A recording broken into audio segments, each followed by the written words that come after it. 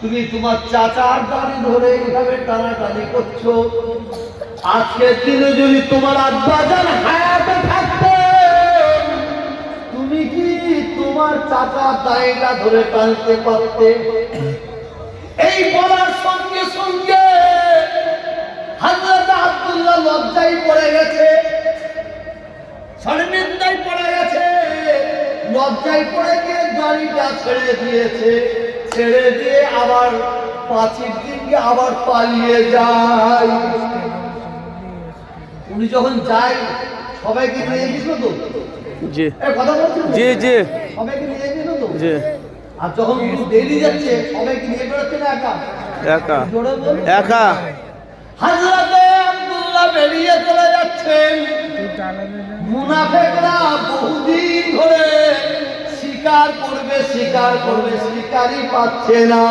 বহুদিন পরে মুনাফিকি চাল ছেড়ে দিয়ে আবু বকর সিদ্দিকের ছেলেকে সামনে রেখে দিয়ে শিকার পেয়ে গেছে। আবু বকর সিদ্দিকের ছেলে আব্দুল্লাহ চলে যায়। আমার নবী পাকের সাহাবাকে মার আরম্ভ করলো। মার মার মার, কি মার বলে শুনুন। হযরতে উসমান গনি রাদিয়াল্লাহু তাআলা ডান হাতটা 10 টুকরো 12 টুকরো করেছে, বাম হাতটা 10 টুকরো 12 টুকরো।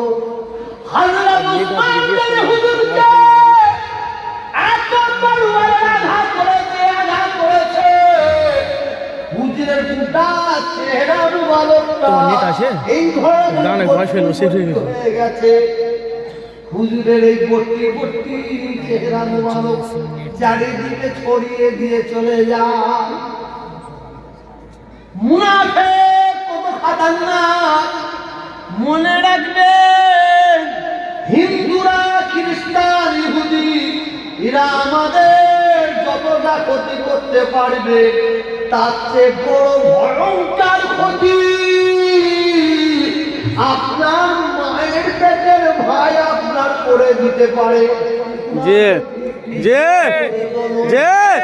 আপনি যে ছেলেকে জন্ম দিয়েছেন সেই ছেলে আপনার ভয়ঙ্কর ক্ষতি করে দিতে পারে।